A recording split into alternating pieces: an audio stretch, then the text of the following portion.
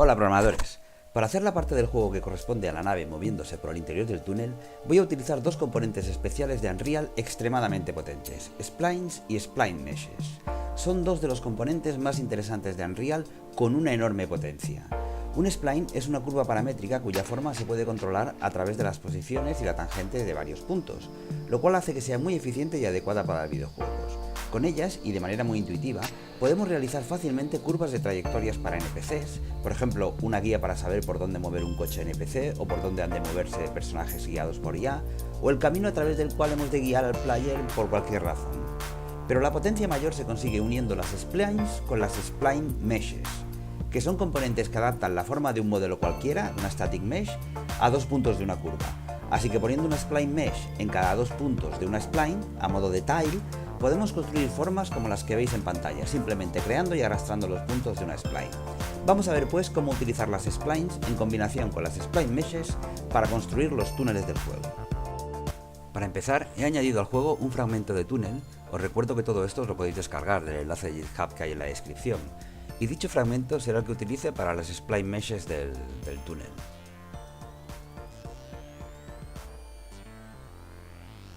Voy a crear un blueprint normal de tipo actor y lo voy a llamar TunnelBP. Lo abro y le voy a agregar un componente de spline. En addComponent, un componente normal de spline. Este componente se crea con dos puntos ya por defecto, el 0 y el 1, en el que se le indican los valores de posición y tangente, y el tipo de punto, que está por defecto en forma de curva, para redondear la línea, pero podrían ser rectas. ¿Cómo modifico una spline?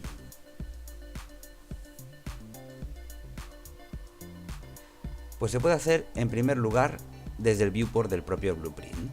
Si quiero añadir un punto más, no tengo más que clicar en el último punto y presionando Alt, arrastrar el ratón. De este modo me crea un nuevo punto de la spline, y aquí vemos que le ha dado el índice 2.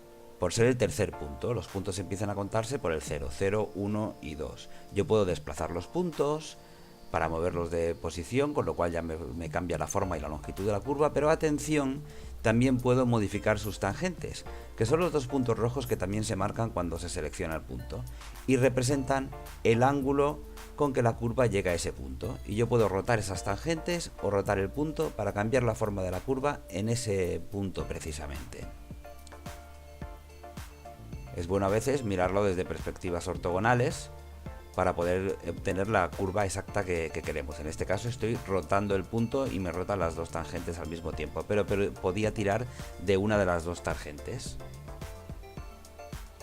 Pero la forma más útil de modificar una spline es sobre el propio mapa, para así ver dónde estamos poniendo la spline. Básicamente, arrastrando el blueprint al mapa, podemos hacer exactamente lo mismo.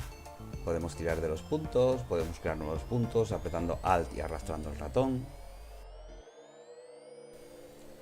Otra cosa a tener en cuenta es el sistema de coordenadas, que puede ser local de la spline o el del mundo. Seleccionando el cubo o el mundo en el botón superior del viewport, podemos seleccionar uno u otro sistema de coordenadas. Es más cómodo modificar el spline en coordenadas locales, para que los ejes de los que tiremos siempre estén alineados con la curva. Apretando botón derecho en cada punto del spline podemos modificar sus propiedades individualmente, como decir si es de curva o es recto, o resetear incluso la orientación de su tangente. Pero lo que nos interesa es cómo podemos modificarla por programa, desde el propio blueprint.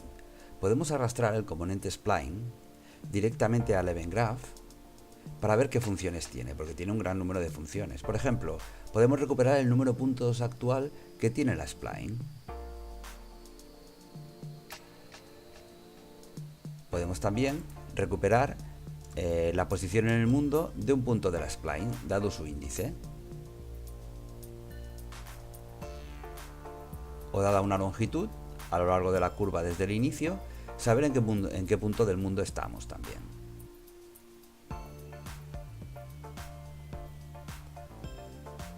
Otra función muy importante es la que nos recupera la tangente en un punto de la spline, de forma que podamos, por ejemplo, orientar al personaje si lo estamos moviendo por la curva, así que siempre podría mirar hacia la dirección de la curva. Vamos a ahorrar todo esto y antes de empezar, un comentario más. El código de construcción de la spline lo pondremos no en el event graph, sino en el construction graph. ¿Cuál es la diferencia? Pues que el código que pongamos en el construction script se ejecutará en tiempo de diseño, no en tiempo de ejecución del juego. Esto es, cada vez que hagamos un cambio en el blueprint, como moverlo en el mapa o cambiar sus propiedades, entonces se ejecutará este script. Vamos a ver un ejemplo para comprender el construction script. Voy a hacer que se imprima por pantalla el número de puntos de esta spline cada vez que yo la edite en el mapa. Si os fijáis, cada vez que muevo el blueprint, se ejecuta el construction script. Y si cambio el número de puntos de la spline, se vuelve a ejecutar mostrando los actuales. El construction script, por lo tanto, es como una macro que se ejecuta en tiempo de diseño del juego, no en tiempo de ejecución, y es una herramienta muy útil para hacer lo que queremos hacer ahora. Voy a borrarlo todo y os voy a enseñar ahora qué es el Spline Mesh. Agrego ahora un componente de Spline Mesh, que por defecto está vacío, y le asigno una malla, en concreto el fragmento de túnel que he creado a tal efecto. Lo que vemos es que nos aparece el fragmento, pero muy corto, ya que el Spline Mesh es un componente que solo tiene 2 puntos de spline, y según la separación que estos 2 puntos por defecto, lo que hace es estrechar mi túnel. El Spline Mesh solo puede tener por tanto 2 puntos, y estos 2 puntos adaptarán la forma de la mesh. Si seleccionamos un componente de spline, aquí vemos las propiedades de sus 2 puntos, start y end, que nosotros podemos modificar para ver cómo se adapta a la malla.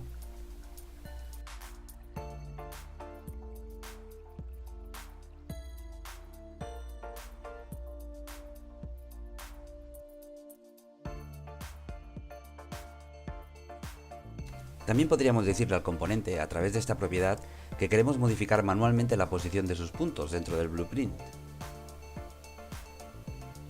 Y arrastrando uno de sus puntos podríamos modificar la forma de la malla, pero recordemos que un Spline Mesh Component solo tiene 2 puntos de spline y no puede tener más. ¿Cómo lo hacemos entonces para conseguir que nuestro túnel tenga una longitud arbitraria y no tengamos que preocuparnos de que solo son 2 puntos? Pues vamos a verlo con este pequeño slide. Supongamos que tenemos un spline component de 5 puntos, esa es nuestra tubería. Por lo tanto, los puntos van del 0 al 1, al 2, al 3 y al 4. O sea, los puntos que tengan la spline menos 1, porque empezamos a contar por el 0. ¿Qué tenemos que hacer con la spline mesh component? Pues ir agregando cada spline mesh component en cada tramo de la spline, como si fueran tiles. Tendríamos que agregar una spline mesh component de los puntos del 0 al 1, otra de los puntos del 1 al 2, y así hasta acabar la spline. Por lo tanto, esto tenemos que hacerlo en el construction script. Cada vez que desde el editor, el que se dedique a editar o a hacer el túnel, agrega un punto nuevo de la spline, tendremos que hacer desde el construction script agregar una spline mesh component cuyos 2 puntos sean estos 2 puntos del spline component. De este modo se construirá mediante tiles de spline mesh components toda la tubería general alrededor de la spline component. Esto es lo que vamos a hacer ahora mismo.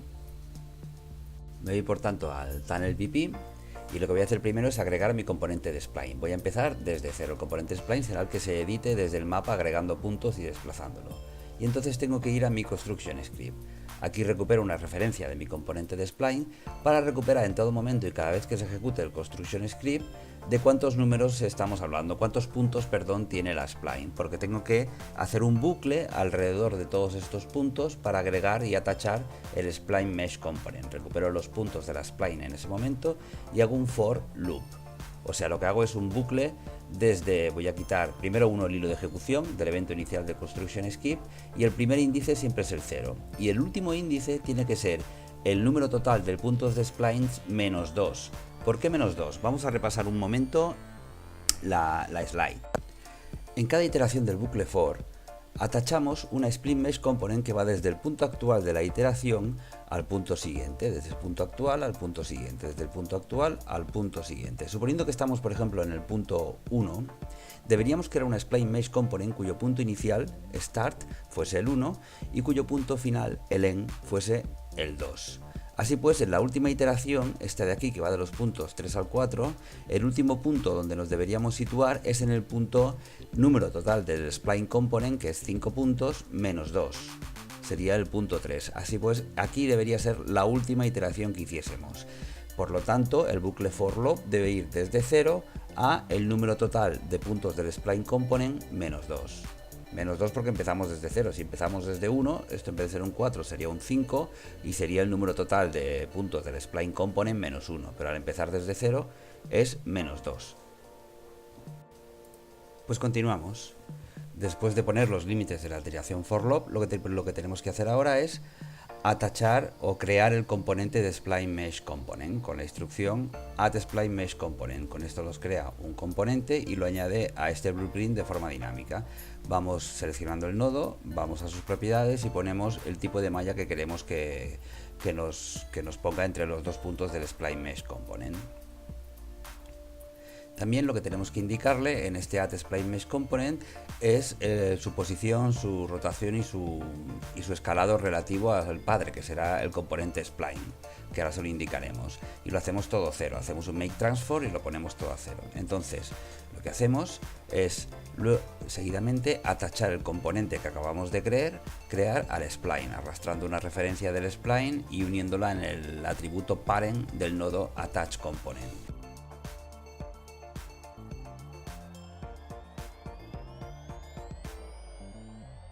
Con esto lo que hemos hecho ha sido primero crear un componente de forma dinámica de tipo Spline Mesh Component y después atacharlo de forma dinámica al componente padre Spline.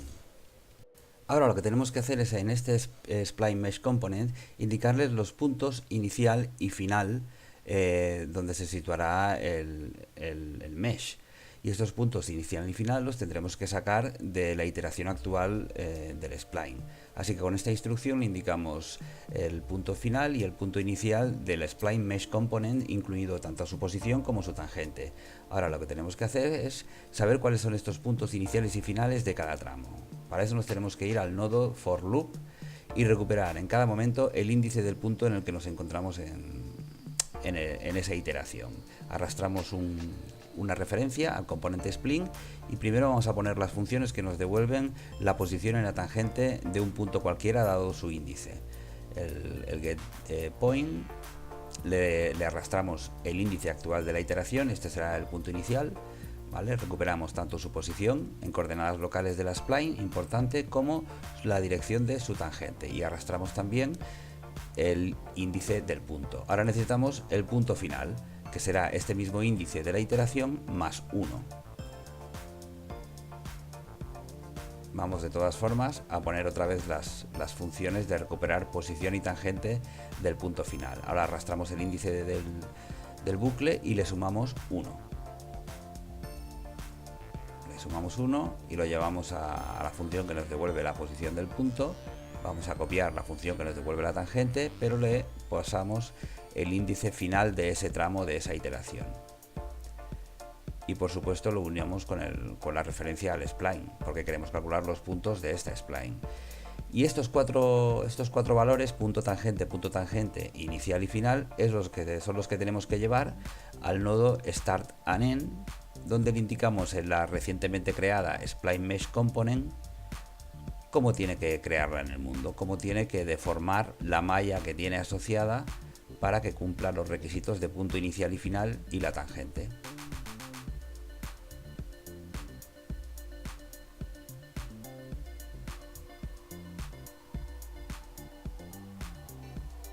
Pues realmente con esto ya está. Lo tenemos en el Construction Script, compilamos y con esto ya podríamos ir creando un tubo infinito editándolo directamente desde el nivel del mapa. Porque cada vez que lo editásemos o creásemos puntos, como está en el Construction Script, volvería a ejecutar todo este bucle añadiendo los componentes Spline Mesh Components en cada uno de los tramos de la spline.